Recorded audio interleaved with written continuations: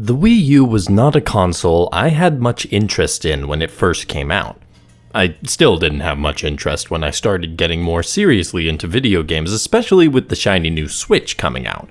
It took a few years before I started looking at the Wii U and certain games and hoping that one day I would be able to play them. There were two games specifically I was hoping to play. While they were both divisive games associated with series I loved, they both had their fans as well, and thankfully, they both now have second lives on the Switch. The first of those games came over and I played years ago in the form of Tokyo Mirage Sessions Sharp FE Encore, and as you could easily assume, the second game was this year's Xenoblade Chronicles X Definitive Edition. For Xenoblade Chronicles X, I was thankful that I went into the game with clear expectations for what it would and wouldn't be, so I could enjoy the rich lore and significant content of the game and the exploration of the world while not bemoaning too much the main story, which fails to live up to the numbered entries in the series. Xenoblade Chronicles X is an open-world RPG developed by Monolith Soft and published by Nintendo. It is the second game in the Xenoblade part of the wider Xeno series, but it is not the direct sequel to Xenoblade Chronicles that people initially expected, and that we eventually got with Xenoblade Chronicles 2. One of the major reasons for the difference is that series creator and writer Tetsuya Takahashi wanted to explore a more sci-fi world and scenario. To that end, he built the game as separate but based around the systems of Xenoblade, and worked with returning staff from Xenoblade as well as Gundam series writer Kazuho Hyodo. The original Wii U release happened on April 29, 2015 in Japan and December of 2015 for the West. The definitive edition for Switch, released on March 20th, 2025 worldwide and featured remastered graphics, redesigned UI, and an additional story with Chapter 13 which expanded the game somewhat from the original. The game did well critically on each stop, with the strongest praise coming in for the world and gameplay, and greatest critique for the narrative. As for sales, the game did modestly in Japan, but found greater success in the West, specifically in the US. Guess that US-inspired setting really excited the patriotic fever in the US audience. That was for the original Wii U release. The Switch release sold comparatively better, but exact figures outside of Japan are difficult to come by. Likely in the next Nintendo financial report there will be more specific numbers to point to, especially if the game crosses 1 million sales by then, which I think could happen.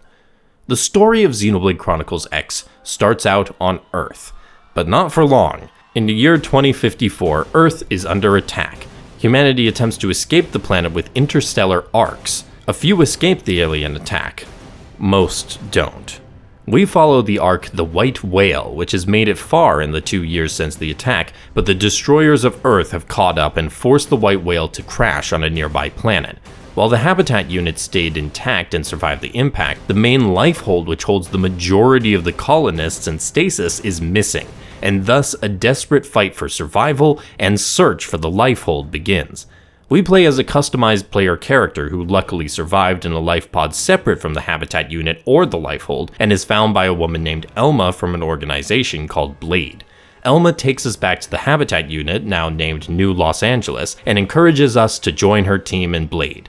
Blade is an organization that handles lots of different tasks, from units focused on protecting the community from the local aggressive wildlife, generally referred to as indigents, to those who focus on the search for parts of the White Whale. All of the roles are crucial to humanity's survival on the planet they now call Mira. Will you be able to help the people survive on this planet? And will you be able to find the lifehold in time to save the rest of humanity?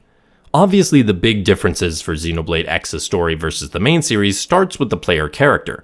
The numbered entries have set characters, whereas Xenoblade X has a character creator, which limits what the main narrative can do.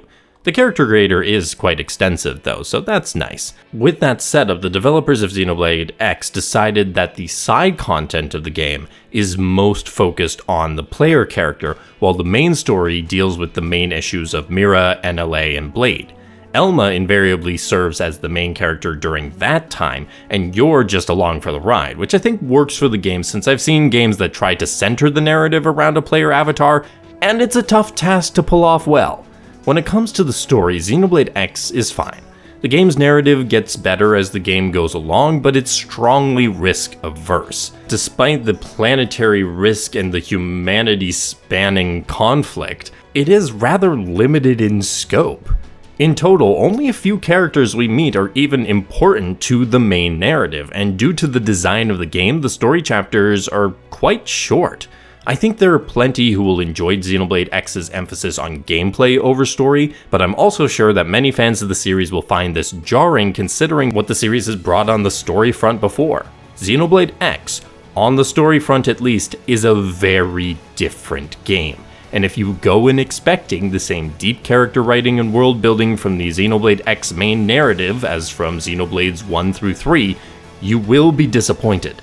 Xenoblade X has a straightforward story with some great moments, and also a lot of strong world building, mainly found in the non-main story quests.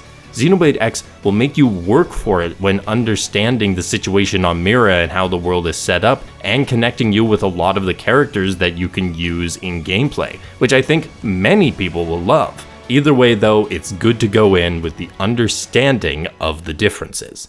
The game's structure is also different from what the Xenoblade series has done in the past. To proceed in the main story, you need to accept a mission, and that mission has certain prerequisites you must meet before being able to take it on. These usually include having explored a certain percentage of the various regions on Mira, or for Mira as a whole, completing certain affinity missions, and occasionally a level requirement. The effect of these requirements is that you spend quite a bit of time doing other stuff that would generally be considered side content in order to unlock the ability to progress the main story. There are times when this gating off of progression is frustrating, but I see the developers' intent in designing things this way. The affinity missions, side quests, and exploration is so key to understanding Mira and the lives of the people of NLA that if you just stuck to the main narrative, it would feel incredibly bare. Xenoblade X wants players to engage in all the systems and details they can, both in terms of what you can do and in terms of technical scale. It's a miracle this game fit on the Wii U, and the scale of Mira was one of the reasons cited for why it took so long to bring the game to Switch, according to Takahashi. Just because I understand the choice though, doesn't mean I have to like it, and I've seen numerous players lose interest because of these restrictions to story progression.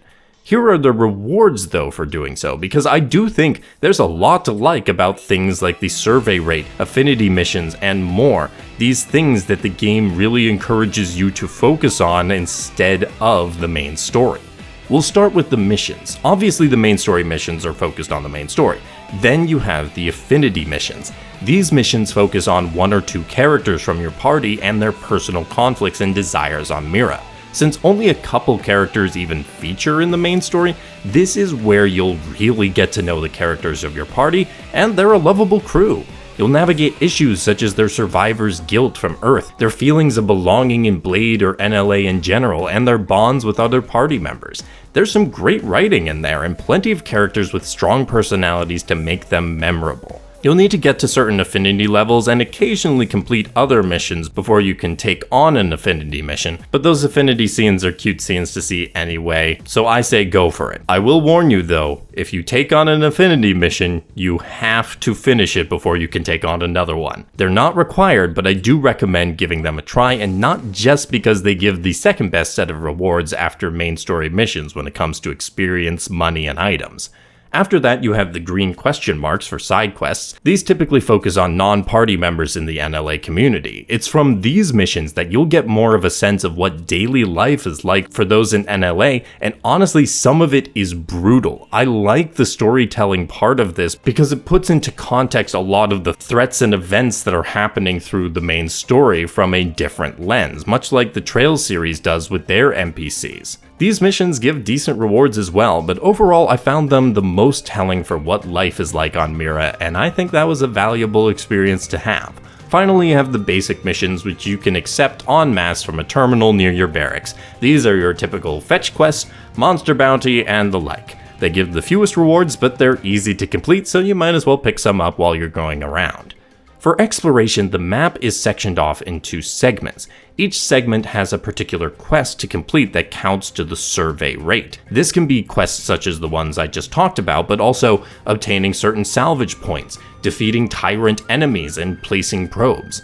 It's not just survey rate you get from doing this, you'll get progress towards main story chapters, as well as rewards for crossing certain milestones and resources from the actions themselves. The probes in particular help reveal more of the map and are part of a network that you can use to mine materials from Mira, research the area and get money, and more. As with other Xenoblade games, there are also plenty of collectibles around the area that you can put in your Collectopedia or use for crafting/upgrading items or completing quests. Xenoblade X is a great exploration time, and it gets even more so once you've unlocked the Skells and can traverse the land faster and later on, fly to areas you never could reach before. While you are traveling around though, you will of course encounter scores of enemies intent on your destruction, with a mix of different leveled enemies in each area. The placement of the enemies does mean that there are times when you're going to be taking on an enemy you can handle, and then a bigger enemy will catch sight of the battle and decide to decimate you. Your party can consist of up to 4 characters. Each character has their own class, which determines what arts they can equip and use. Some arts depend on positioning or the status of enemies to work properly, and one of the neat new options for Xenoblade X is the ability to target specific enemy appendages.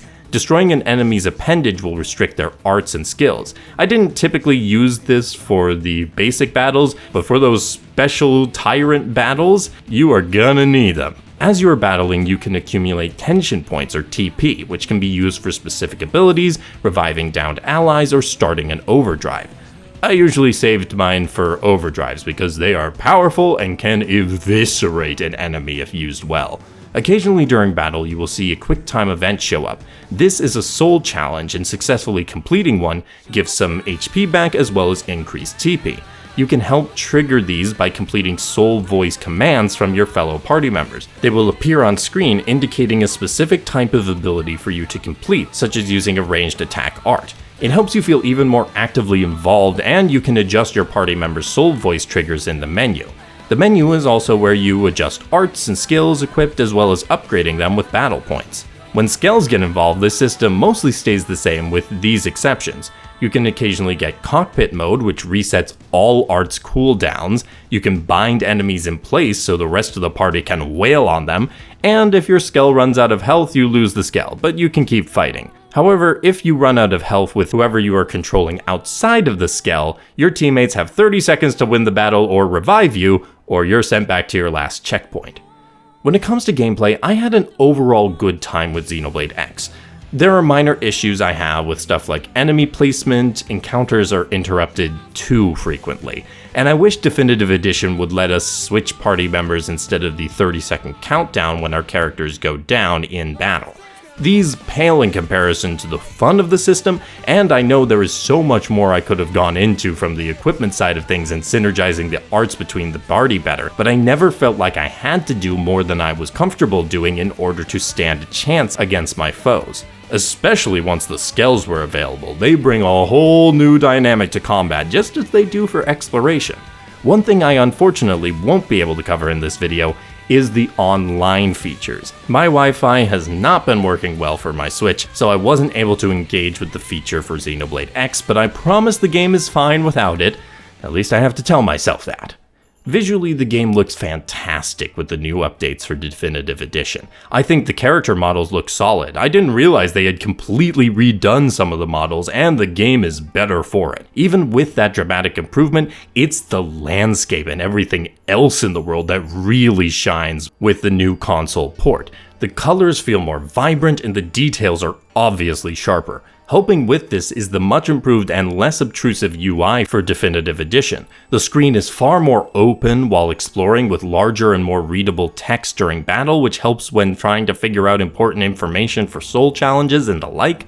The UI and the UX really seemed like a focus for the Definitive Edition, as on the UX side of things, the new version has stuff like a trail for the follow ball mechanic, faster loading times, a new mechanic quick cooldown in battle, and more, and I really mean more.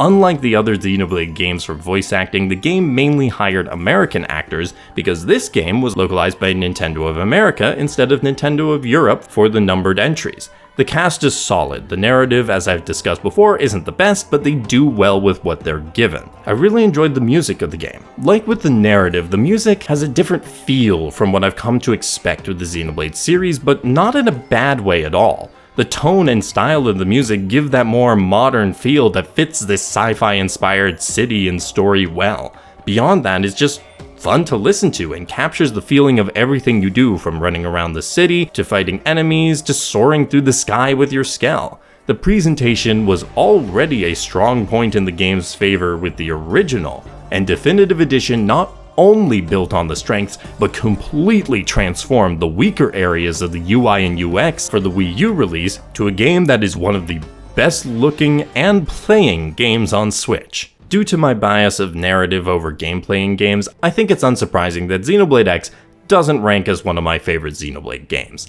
It is a good time though, with one of the best exploration systems in the series, and that vast open world with no loading screens or anything separating the regions is impressive and a blast to play around in. The combat feels fluid and mostly a fun level of challenge, and while the main narrative didn't blow me away, it was still enjoyable, and the side content showed that there was still plenty of thoughtful character development and world building in this land.